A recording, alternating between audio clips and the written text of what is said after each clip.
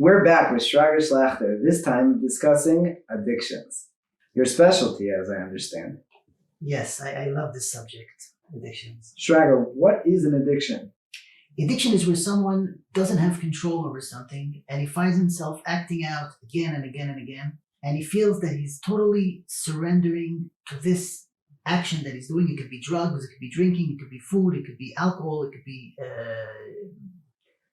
gambling, internet, sex, but it's very powerful. It's an addict. Basically, he doesn't have control over what he wants to do, and he has compulsiveness over that specific issue.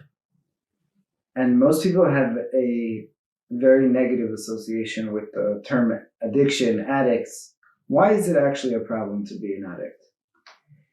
It's interesting when people come to me and they tell me, I'm an addict and please help me get out of it, or become sober. And I ask myself, why does he want to do that?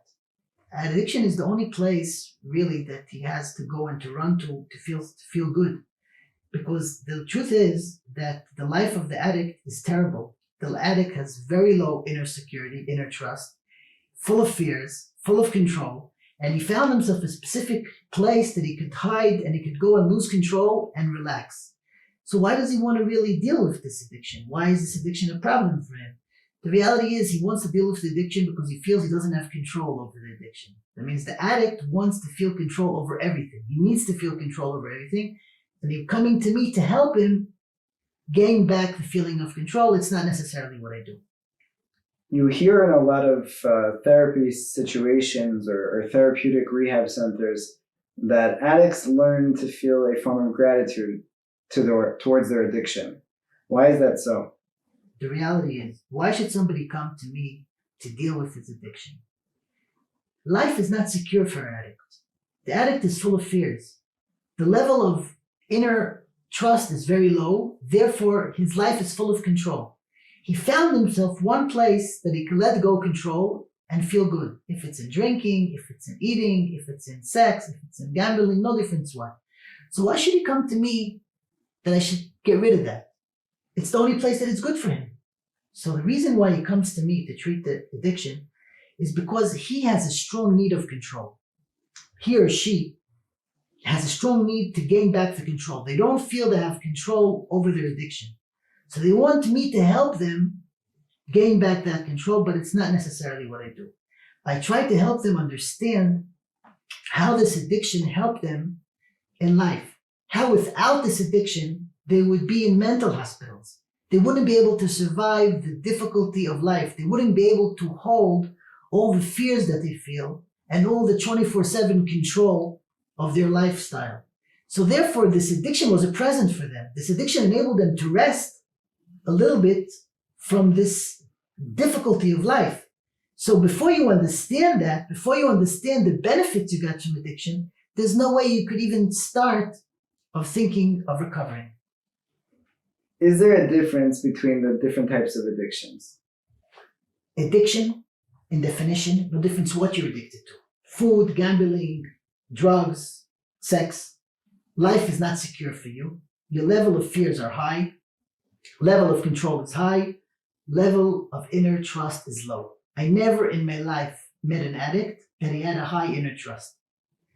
Therefore, an addict in definition is someone that life is so insecure, they almost lost their mind, and in the last second they were able to create for themselves a place to run away to, a place to feel secure, a place to feel hugged. Therefore, answer to your question is, there is no difference. No matter what you developed an addiction for, the core issue behind it is the same. What brings one person to develop then an addiction to drugs and another person to develop an addiction to gambling? That is depend, Morty, on their personality. Someone that's more introverted, he'll more develop a addiction maybe to food, maybe to drugs. And someone that's more outside, he'll develop more addiction to sex, more connected to people. It doesn't really make a difference. Meaning true that it changes based on someone's personality, the choice of addiction that he chooses. Not really that he chooses, but that chooses him. That chooses him, right? But like we said before, it's not that the core emotional reason behind that is the same. What then causes an addict to finally seek therapy? It's a beautiful question. So why the heck an addict that he found a good place to run away to when his life is not secure to come to therapy? What is he, crazy? He wants to lose the only place that's good for him in life? It doesn't make any sense. Right. Why should he do that? So the reality is they come to therapy because they feel that they don't have control over the addiction. The addict needs control. He needs control because he's full of fears and he doesn't have the inner feeling of trust.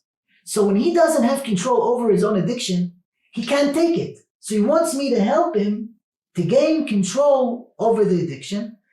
For sure, that's not what I do because I don't want to give him more trust, more control. I want to build within him more trust. I want to help him to understand and to have gratitude to the addiction, and through that to reach a more secure place within him.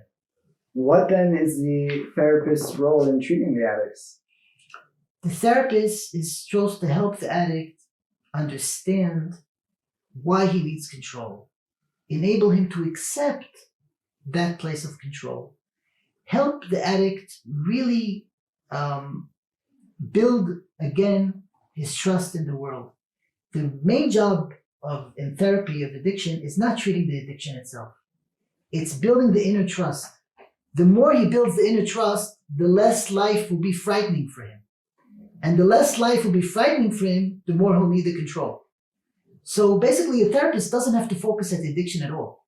He has to focus how life becomes more safe for him. And then eventually, one of the side effects will be that the dependency, the addiction will go down. Is it really actually possible to get rid of an addiction? Our job as addiction therapists is not to fight addictions. What we want to do is we want to understand why life is not safe for the addict and help him slowly by slowly build that inner trust. So for sure, in some time, some place inside of him, there'll always be a warm feeling to that addiction that helped him in cold days. And it's not supposed to go away because there should be a certain amount of warm feeling for something that was for him in times that was very difficult. But the more that we succeed to build trust in life, the less the dependency to any addiction will be there. The addict, as far as I understand, does not know how to deal with this feeling of helplessness. So, is it even possible to begin healing until the addict is ready to face this feeling of helplessness? No. Any stage of healing begins when the addict recognizes that he's totally helpless dealing with his addiction. As long as he wants to have control, as long as he feels the need of having control, there's no way addressing the addiction. So part of therapy is to help him, is to contain that feeling of helplessness and help the addict be with that feeling. And then slowly but surely, the healing begins. I understand.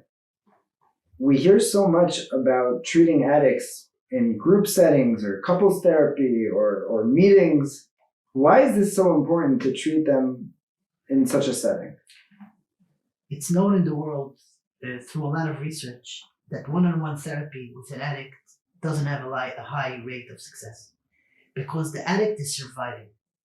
Someone that's surviving, to go through a process of therapy, you need to have a certain kind of relaxation, a certain kind of safe place to go through processing. An addict doesn't have any safe place. The only safe place that he has is the addiction. Therefore, it's known that one-on-one, it doesn't have high success. However, group settings or marriage, it's like a group marriage counseling, marriage therapy is like a small group. It's not just what happens in the office, in the clinic. Basically, it's something that goes with the addict during the week. The support of the friends of the group, the support of the spouse. So therefore, you need something that will be a platform that will hold the addict and protect the addict through the week. And therefore, any kind of therapy that's involving a set that's more protective is better off treating addictions. One-on-one, I don't recommend.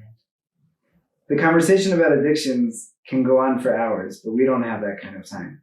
So we'll see you soon for the next chapter of this fascinating conversation with Shraga Schlachter.